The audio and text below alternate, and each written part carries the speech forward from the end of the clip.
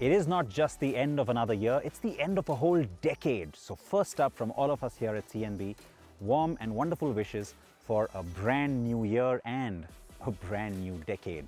I am Siddharth Vinayak Parthankar, this is CNB, thanks for joining me. I come to you this week on a very special episode of the program. We are on the Spanish island of Tenerife, and well, I can tell you we're closer to Morocco and the African continent than we are to continental Europe or Spain itself.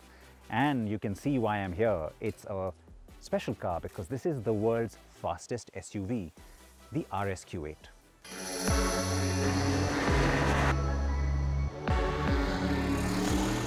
Yes, you heard me right. This is the world's fastest SUV, the Audi RS Q8. It's brand new. It just made its debut last month at the Los Angeles Auto Show, and well, here we are driving it already. Perfect location, great tarmac, some nice mountain roads as well, so lots that I can throw at this car. Let's see how it laps it up.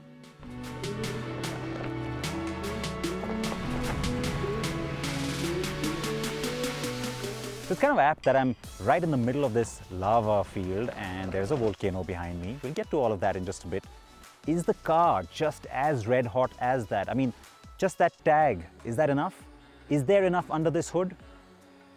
I have to stop talking and find out. Sample the specs, if you will, folks. The all-new RS Q8 uses the familiar 4-litre V8 TFSI bi-turbo engine with a massive 590 horses of maximum output. The torque figure is equally staggering, especially as it comes in as low as 2200 RPM. The gearbox to handle all of that torque is also the very familiar 8-speed Tiptronic, of course.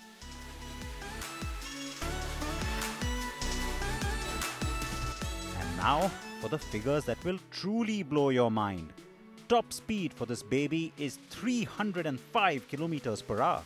Well, the top speed is electronically limited to 249 kilometers per hour, but with the optional RS dynamic package, that goes to 305. 0 to 100 kilometers per hour comes in 3.8 seconds. Have I got your attention now? So, a special way to end the year, isn't it? With the right kind of fireworks. It is with the Q8 family that in many ways we got the new design language, the new look of the Audi Q range, all the SUVs. It is more aggressive, it is more bold, it's more wide and in your face. Mark Lichte took charge and yeah, this is the first car that came out in his regime, so to speak. And obviously the RS Q8 is an even more aggressive interpretation then of what you see on the Q8. And so, you know, blacked out grille, you've got the RS badge obviously, the bumper finished off with that metal finish, typical RS territory, and yet some of the signature Q8 highlights like the pronounced hood line and the signature from the DRL as well, all of that stays true even on this car. The rear lights are also LEDs naturally, and the car starts with a cool animation on the rear lights that are joined by the red LED strip that lights up when the headlamps are on. While the standard wheel size is 22 inches, you can get 23 inches too, but India will likely get just the 22s. Speaking of the fact that it is RS, you of course get the special alloy wheels, low profile tires. We'll see what happens when it comes to India. Again, you got the RS badge down there, and then the mirrors with the metal finish as well, all typical RS territory. What's also nice about the Q8 family is that it is now, you know, in that whole coupe SUV genre, and yet unlike what the competition has done, where you can very obviously see the car that they've taken and then sort of turned into the coupe, this isn't like that. It has its own identity. The car doesn't look like it's exaggeratedly coupe-like, and yet it has that nice swept back roofline. It works. It's more proportionate. It is actually shorter and a little shorter even in length than the Q7. It's a little wider though, and it does serve then as the flagship of the Q range. But I have to keep reminding myself that this is not just the Q8, it is the RS Q8. The best way to do that is to get out on the road.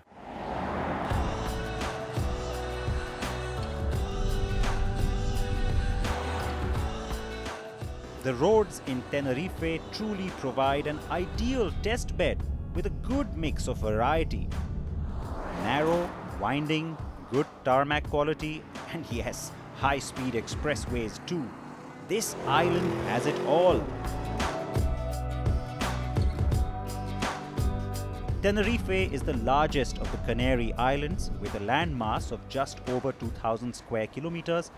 But mostly anywhere you go on the island, you can spot the tall and imposing Mount Teide, the volcanic peak that at 3,718 meters is Spain's highest mountain.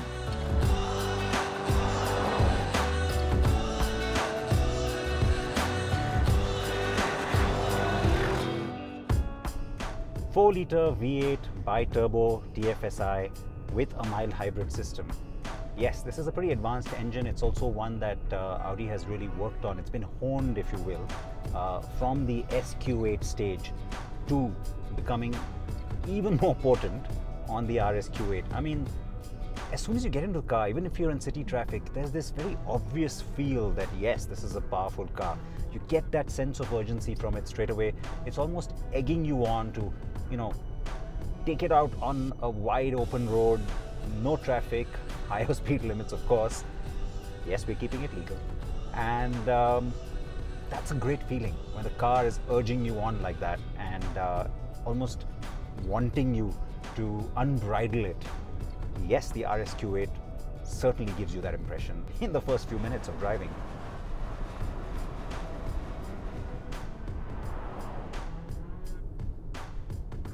And then you go to the drive select and you put it into dynamic.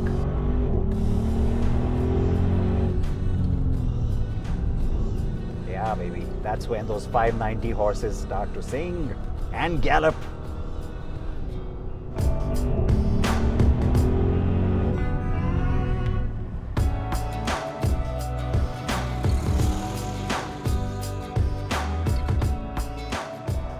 The RS Q8 is a beast, and yet there's nothing remotely unrefined in its character. The car sings because of the precision of its engineering that just shines through. Honestly, the Audi Q range could not ask for a better flagship.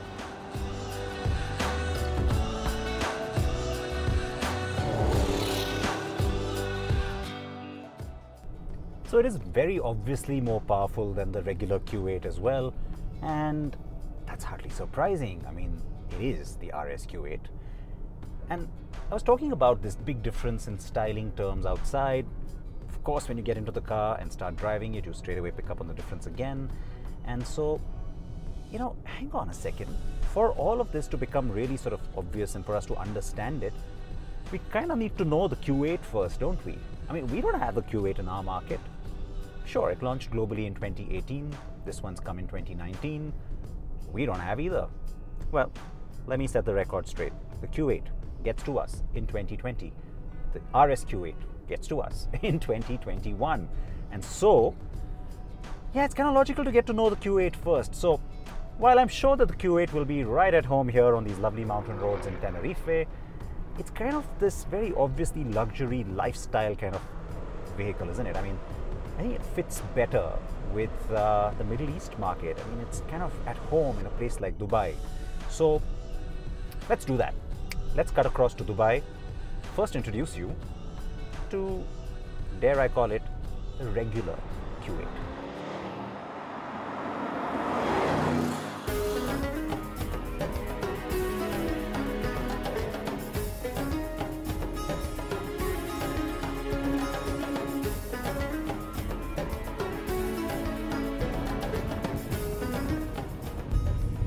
So quite a different setting, as you can see, and yes, it is a very different car too. I know it's the same model line, but it is drastically different driving this car from the one you were just looking at and the one I was just enjoying in Tenerife. Now, I did say Dubai lifestyle, kind of Middle East works, but you know what, I've got to get a little greedy, as I often do. And when you're here, then why spend time in the city when you have an SUV, which does, by the way, have QUATTRO. So then you bring it out here into the desert sands, because frankly, that's a lot more fun.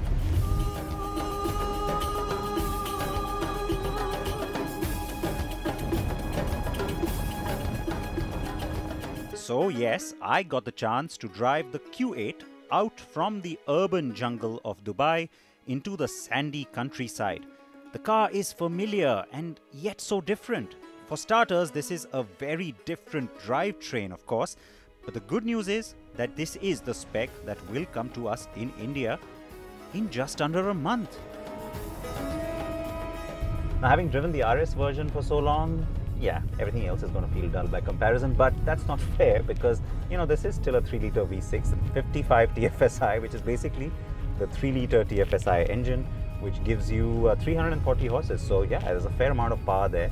I did mention it's QUATTRO. Yes, 55. That is nomenclature that I suspect very few people at Audi understand fully, and the rest will never admit that they don't understand it, but I will. I still don't get it. 55 TFSI, but let me not be harsh. The point here is that it is a 3-litre V6. It gives you 340 horses, which is not bad, and it certainly is responsive. You get the Tiptronic transmission with it as well. And guess what? That's the exact spec that's also coming to us when the car arrives in India. And remember that this is the one that gets to us before that monster does. The V6 engine is sharp. The over 2-ton weight of the car, though, is still apparent, but maybe I am spoiled by the RS, to be honest. Even the gearbox does feel quicker on the RS Q8, but again, unfair comparison, I know. This engine also pairs up with a 48-volt mild hybrid system that, besides assisting start-stop, also lets the car coast on battery power when cruising.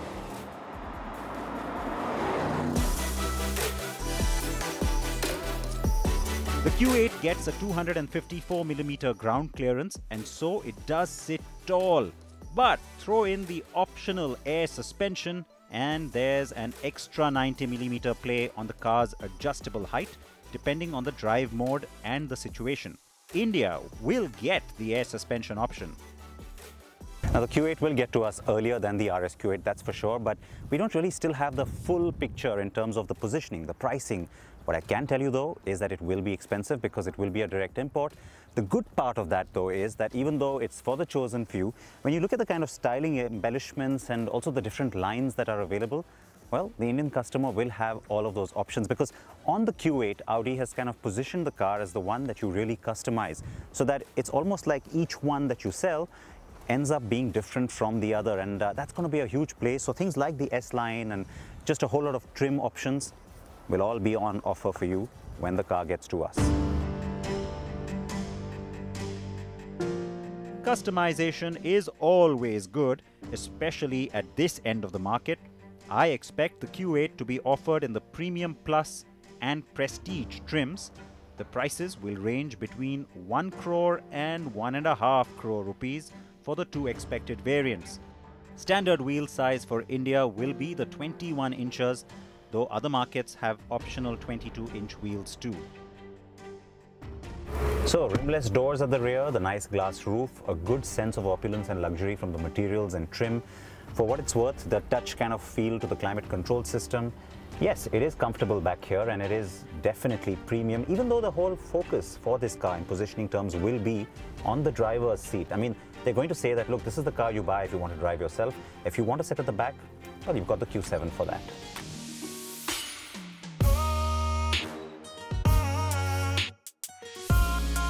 And as you can tell, space is definitely not a problem, despite the sloping roofline. So the car is comfortable in the back too, though, yeah, up front is where you really want to be. The dash with its flat surfaces and the 3-screen layout is a lot like the A8's, and so you get a lot of tech. The virtual cluster is the first big screen that grabs you. The central console houses all infotainment in the upper touchscreen, and the lower one gets climate control. It's all intuitive and has haptic feedback, which is great. Voice commands let you focus on the road when you're driving though, so that you don't have to really look down at the screens. The layout in the RS Q8 is similar, though the trim and materials differ. I tried out the car's off-road mode in some of the sandy stretches we drove through, and of course its dynamic mode on the highway. It does everything you want it to and is certainly premium every step of the way.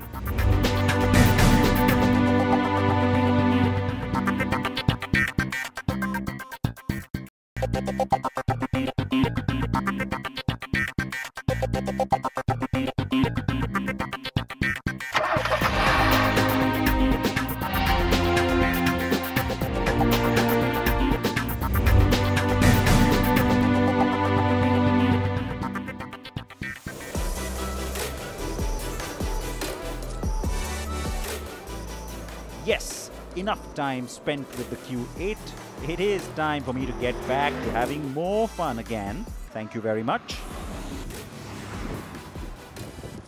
I'm continuing up the mountain, and I now am getting a much better sense of all the things that make the RS Q8 so different from the vanilla Q8, if you want to call it that. It is all very intentionally skewed towards, of course, increasing the performance of this car because it's meant to be fast, it's meant to be more agile, and it certainly is. So lots of things standard. You've got the air suspension, you've got four-wheel steering, which means the rear wheels also turn in or out, either with or against the front wheels, depending on the situation. Helps give you more maneuverability and better sense of control for sure. You've also got the QUATTRO system that works in conjunction with the steering and also the suspension, because again, that's been tuned specifically as an RS model.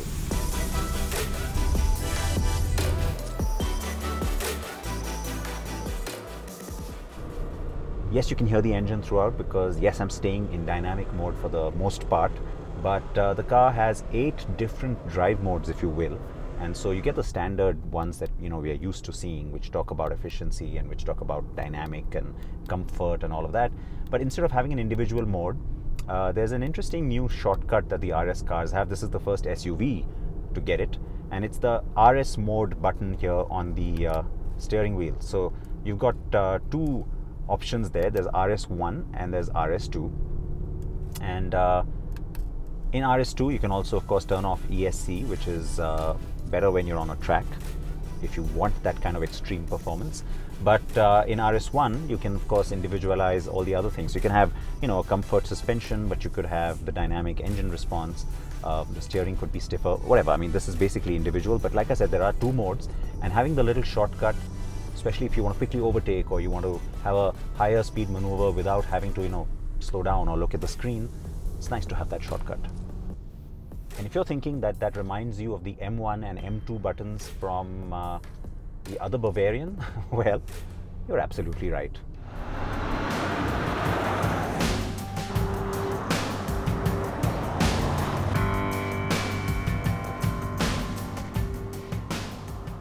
The RS Q8's cabin feels plush and rich. There are plenty of surfaces you can opt for, from carbon fiber to this glossy black in my test car.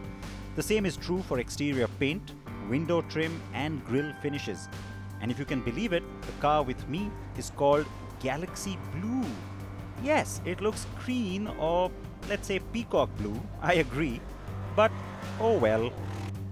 The drive up into the Mount Teide National Park here in Tenerife just got more and more spectacular.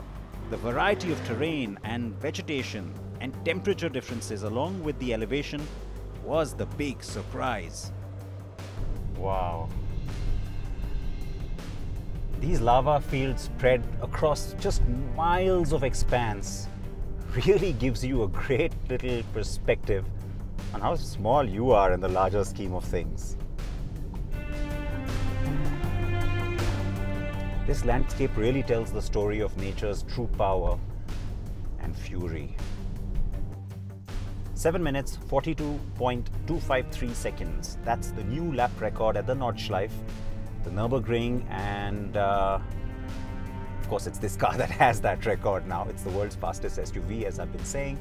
And you know what? It's just 0.2 of a second slower, 0 to 100, than the mighty Lamborghini Urus.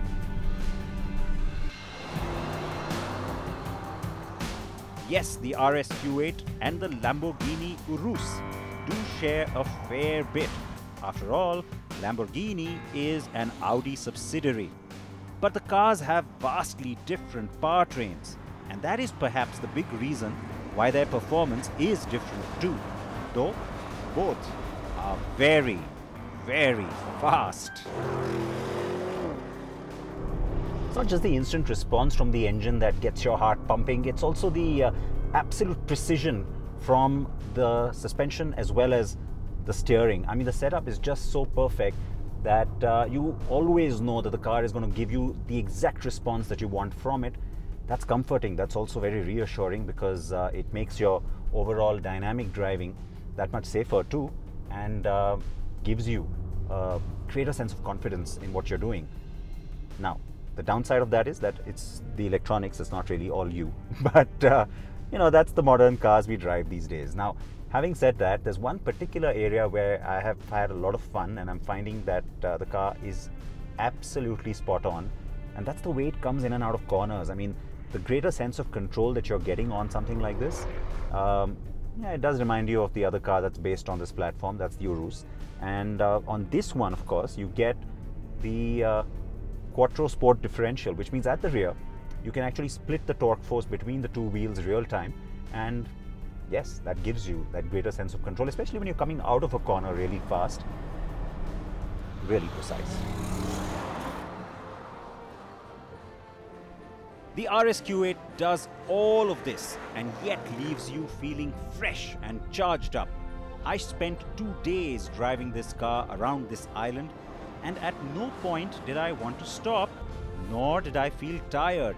The seat position, ergonomics, cabin comfort and ease of driving, coupled with the various driver aids, just kept me going. And that's how it should be at this end of the market.